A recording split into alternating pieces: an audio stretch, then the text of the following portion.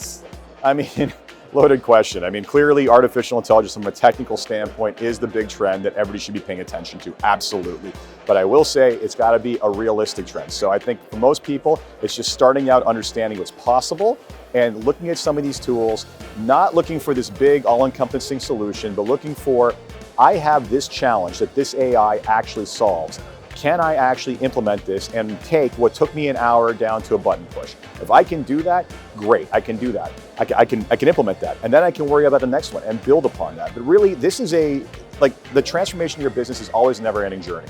And more so than ever now, it is becoming a faster and more opportune environment for that because of the quick speed and development of a lot of these technologies. So staying on top of that is important. Get to know what's out there, continue discovering, play around with stuff, and figure out how do you take that and harness it for your practice. Well, for the next 12 months, I think individualized indexing and delivering totally customized portfolios, it's been the buzzword, but delivering that at scale is super important. And then the second thing I'd say is it's really important to enhance your services with some very low implementation cost fintech solutions that help you to differentiate how you serve clients. So the different ways in which advisors are compensated for their services.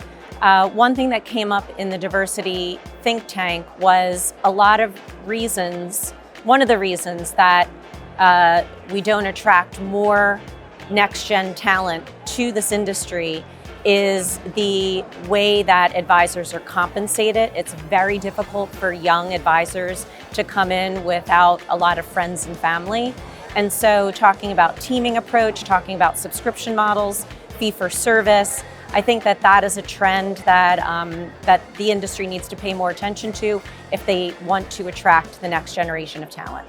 I'm a little bit biased because I run an estate planning platform called wealth.com. However, I really do believe that you need to be keeping your eye on the sunset of the Tax Cuts and Jobs Act at the end of 2025. What this means is right now, the federal estate tax exemption threshold is at an all-time high of $13.61 million per individual in the United States. If you think back to 2011, it was at $5 million, okay? So big gap. The sunset of the Tax Cuts and Jobs Act means that the exemption threshold will get cut in half at the end of 2025, meaning it will come down to about $7 million per individual. Right now, if you're an advisor and you have clients that are in that wealth range, so high net worth or ultra high net worth, there's a lot of tax alpha that you can be generating for them today that you will not be able to generate for them in 2 years' time. And so it's either you did it or you didn't.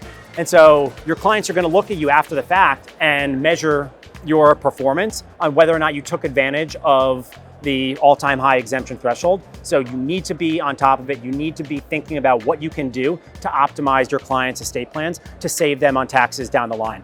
If you don't do that, you might not be able to retain that business when it passes to the next generation. There's a trend towards philanthropy. Clients want to talk about more than just growing their wealth and paying less tax and optimizing their tax.